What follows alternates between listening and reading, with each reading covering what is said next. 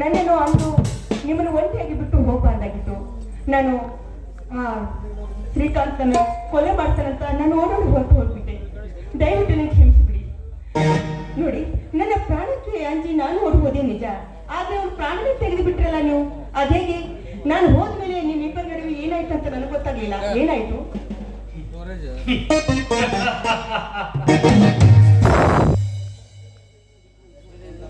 ಶಕುಂತಲಾ, ನನ್ನ ಕೋಪಾಗ್ನಿಯ ಜ್ವಾಲೆಯಲ್ಲಿ ನನ್ನ ಎದುರಾದವರನ್ನು ಸುಮ್ಮನೆ ಬಿಟ್ಟಿಲ್ಲ.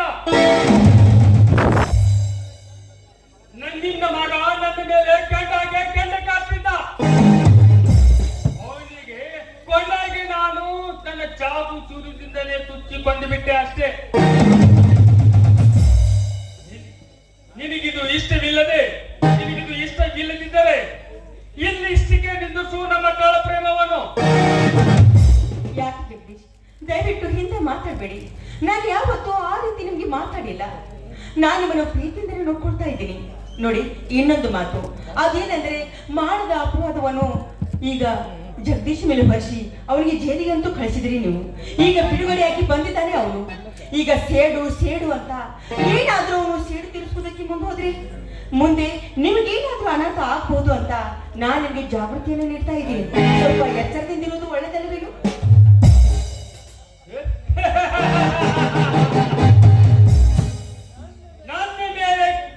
ನನ್ನ ಮೇಲೆ ಸೇಡು ತೀರಿಸಿಕೊಳ್ಳುವ ಗಂಡು ಈ ಊರಿನಲ್ಲೇ ಇಲ್ಲ.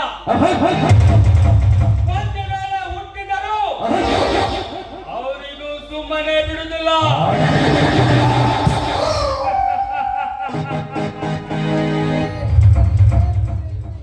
ಆದರೆ ಇದೇ ಊರಿನಲ್ಲಿ ಒಬ್ಬ ಮುಟ್ಟಾಳ ನನ್ನ ಕಾರ್ಯಕ್ಕೆ ಕೈ ಹಾಕಿದ್ದಾನೆ.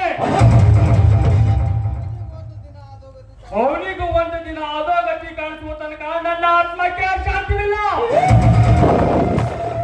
ಜಗಣ್ಣ, ಈ ಊರಿನಲ್ಲಿ ಯಾರು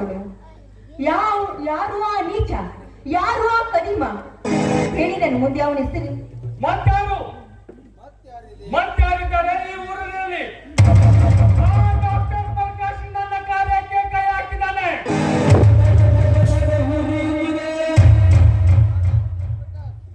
ಆ ಡಾಕ್ಟರ್ ಪ್ರಕಾಶ್ ಅವನಿಗೂ ಒಂದಿನ ಆಕಾಶತ್ತಿಗೆ ಹಾರಿಸುವ ತನಕ ನನ್ನ ಆತ್ಮಕ್ಕೆ ಶಾಂತಿವಿಲ್ಲ. ಆ ಡಾಕ್ಟರ್ ಪ್ರಕಾಶ್ ಅವನು ಬೀದಿಯಲ್ಲಿ ಒಂದು ದವಾಖಾನೆ ಇಟ್ಕೊಂಡು ಸುಮ್ಮನೆ ನೆಮ್ಮದಿಯಿಂದ ಇರುವುದು ಬಿಟ್ಟು ಈ ರೀತಿ ಪಿತೂರಿಯನ್ನು ಓದ್ತಾ ಇದ್ದಾನೆ. ಅಷ್ಟೇ ಅಲ್ಲ, ವಿಧವೆಯಾಗಿ ಬಿದ್ದಿರುವ ಆ ಶೀಲಾಳನ್ನು ಮದುವೆ ಮಾಡಿಕೊಂಡು ಮಹಾರಾಣಿಯಾಗಿ ಇಟ್ಟಿದ್ದಾನೆ ಅಂತ ಆ ನೀಚ. ಅದೆಲ್ಲ ನಾನು ಆಗಿ ಕೇಳ್ಕೊಂಡೆ. ಆ ನೀಚನಿಗೆ ಒಂದು ದಾರಿ ನಾವು ತೋರಿಸಲೇಬೇಕು. ಇದೆಲ್ಲ ಆಗುದು ಒಳ್ಳೆದಕ್ಕೆ.